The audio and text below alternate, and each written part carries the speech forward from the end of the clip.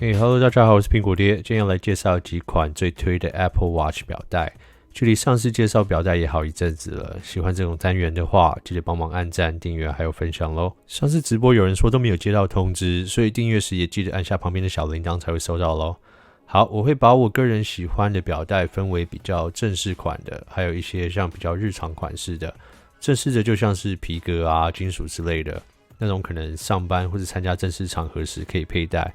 那一般日常款式的话，就是一些比较偏运动舒适的。我大概会讲我喜欢的地方，还有不喜欢的地方。当然会放上来影片的，都是我比较喜欢的表带啦。好，那我们就先来介绍正式款的吧。先来看的这款是我所有表带里面最贵的一款，就是 Apple 原厂太空灰不锈钢表链。这款价格是$449，台湾卖13900元。银色款式便宜了约3000块。原厂里面能超越这个价格的，应该就只有爱马仕了吧。这款我觉得质感上是非常的好，我大约是2-3年前在 eBay 上买的。说真的，这种表带我觉得买二手的还蛮可以的，不会像皮革款式的，你可能会在意前一个使用者流汗吸到上面，或是可能有残留什么味道。这种金属款的也不太会有这种问题，然后如果真的要去清理的话也比较简单。当时有跟一些第三方的山寨版做过比较，原厂的在做工，尤其在边缘处理上，品质都非常的好，也不会像那种金属边缘没有处理好会不小心割到的疑虑。但不代表说现在没有第三方款也做到一样的品质，只是我没有再去比较。我特别喜欢它调整尺寸的设计，这边每一个小按钮都能按下来拆装每一个环节，但要小心收好拆下来的部分，掉了的话虽然可以再和 Apple 另外购买，但是一组6个也要1600块台币。已经可以再买一个运动表带了。硬要说缺点的话，第一当然就是重量，但我想戴金属手表的人应该都习惯了，只有像我这种本来没有在戴手表的人会抱怨这一点。再另一点就是在搭配上比较局限，我个人觉得只有太空灰不锈钢表身比较配。再来就是今年出的钛合金黑色款可能还可以，以我自己来说，我是不会花那么多钱去买表带，但是如果看到有价钱啊，或是状况好的二手品，我是还蛮推这一款的。再来讲米兰式的表环的部分，这款我没有买原厂的，因为当时想先试试看自己会不会常戴，所以先买副厂的试用看看。我很喜欢这个造型，但实际上使用有一些缺点。我已经是没有什么手毛的人，但还是会被夹到。建议想买的人先去试用看看。原厂的一条是约3100块台币，那副厂的应该几百块台币就有了。好，再来讲几款皮革款式的。这边都是先从哪个开始呢？好，先拿这个最近刚拿到的。我这边有2个颜色，一个是焦糖棕色的，另外一个是砾石灰。看起来颜色有点很难形容。这是一个台湾本地的手工品牌 Alto， 如果常逛成品啊或是文创店应该都有看过。我记得以前我有买过他们的皮件回美国送给朋友。其实台湾有几个这种手工品牌我都蛮喜欢的。Alto 的我觉得在色调上面调得很好，焦糖棕这一款就比一般看到的又再焦糖了一点，这样形容好像很难懂，就是感觉颜色又再饱和了一点，然后这一款蛮适合慢慢养色的，然后砾石灰的色调也是很特别，我不太知道怎么去形容这个颜色，因为我没有在其他牌子看过这个，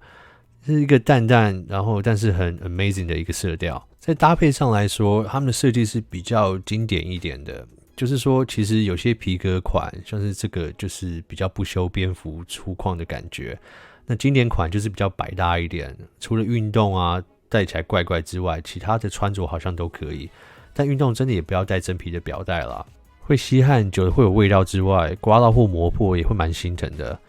跟表身颜色搭配的话，焦糖棕的搭银色啊或是黑色我觉得都蛮好看的，然后砾石灰这款搭配银色、黑色和金色的表身，我觉得都很可以。他们还有蓝色、还有黑色的选择，但他们其实在手机壳上还有一款莱姆绿的皮，我还蛮希望看到这个颜色的表带的，不知道大家怎么想，还是我自己品味怪怪的。这款价格是2980块台币。如果比较一下的话， Apple 原厂的皮革表带是3100块台币起跳，到经典款式的是4600块台币。那爱马仕的就先不讲了，现在在44公厘的尺寸就只剩下磁吸式表环的那一款，那这款经典表扣的已经停产了。说真的，在皮革表带上可能是我唯一建议不用一定要买原厂的，倒也不是说它不好，价格是一个考量之外，我感觉这些手工皮革表带比较有温度一点，在设计上的选择啊，还有颜色都比较广。这边还有另外一款，先前有介绍过 Melidio 的手工皮革表带，这就是比较粗犷一点的设计。这款我很喜欢它迷彩染的方式，不是那种很明显的，但是在不同光泽下会有不一样的表现。戴了一阵子之后，除了侧边这边比较厚的部分觉得有点卡，那其他部分都还是蛮满意的。另一款这款深棕色洞洞的款式，在皮质上刷旧的设计，也是属于比较粗犷一点的版本。上面的洞洞是有透气一点啦，但还是不要真的带这个去运动，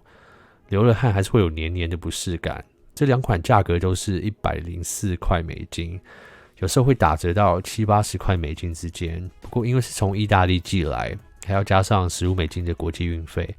可能多人一点一起买，分摊运费会比较划算。再来有一个比较平价款式的，这个牌子叫做 Lout， 住美国的观众应该都在 Target 看过他们。Lout 在里面占了蛮大的展示空间，以前都是比较有注意到他们的手机壳，可是这支绿色的表带吸引到我的注意，可惜就是打开后它的颜色跟包装有点差距，但是还是不错看啦。这款是真皮的表带，但是在皮质的手感上面就跟那些手工款的有点不同，不太知道怎么形容，就是虽然它是真皮，但是就是塑胶感重了一点，比较像是工厂大量制作出来的。这样的优点可能就是价格可以压低一点，这款定价是1690元台币。我其实比较喜欢它背面皮的质感还有颜色，这个颜色就和今年的森林绿皮套很像，希望将来会做这个颜色的表带。好，再来我们就来介绍比较休闲运动型的表带。第一个就是 Apple 原厂 Nike 的细胶表带，这一款应该是我最常佩戴的一款，因为不用怕它会脏，也不用怕沾到水，也不用小心翼翼的去保护，洗手时也可以直接戴着。跟一般的细胶款比起来，因为有这些小洞，除了透气之外，也有减轻重量，还有让它更柔软的功能。其实原厂细胶因为材质好的关系，算是蛮重的表带，柔软度也不是那么好。Nike 这款刚好解决了这两个问题，但是缺点就是在颜色上面的选择不多，除了黑色和白的是基本款之外，很多颜色都是季节限定，有时过了就不会再出了。所以如果有看到喜欢的颜色，就不要考虑直接买就是了。穿着搭配上的话，有人说它很丑，很难配衣服。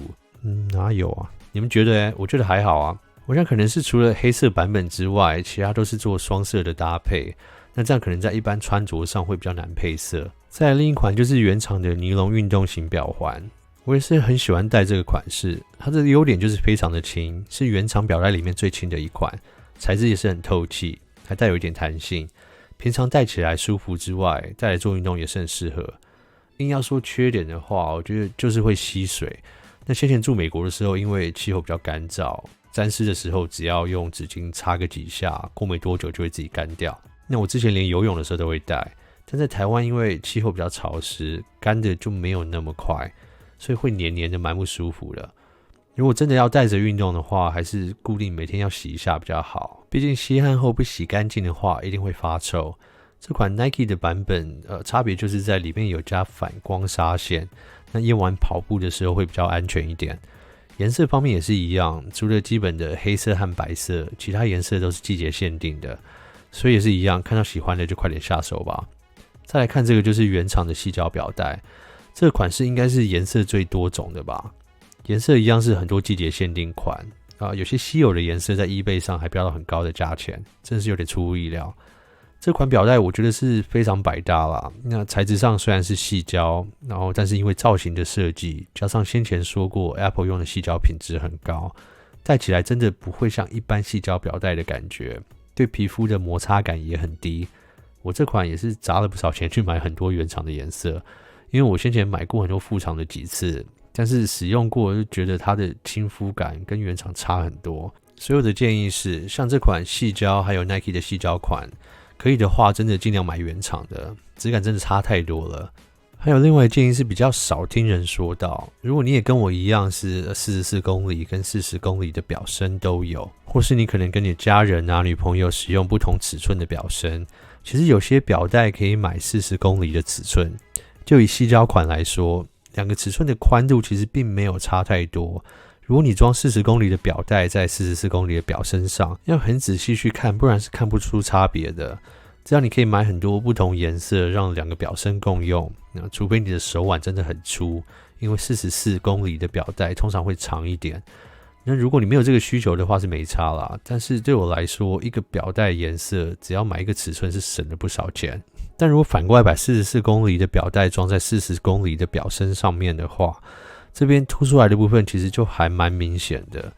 其实钱花在表带上算是值得的，除非 Apple 突然换设计，不然可以一直用下去，慢慢收集不同款式和颜色。其实像这种运动休闲款的，我也是试过很多不一样的厂牌，但是到后来自己最喜欢使用都还是原厂的，所以我觉得它在品质上其实是有值它那个价格。如果你又刚好运买到一些抢手的颜色，以后要卖可能还可以赚一笔，当然不要因为这样去投资啦，太危险了。好，如果大家有什么喜欢的表带的话，也记得留言分享。那喜欢我的影片的话，记得帮忙按赞、订阅还有分享咯。我是苹果爹，我们下次影片见，拜。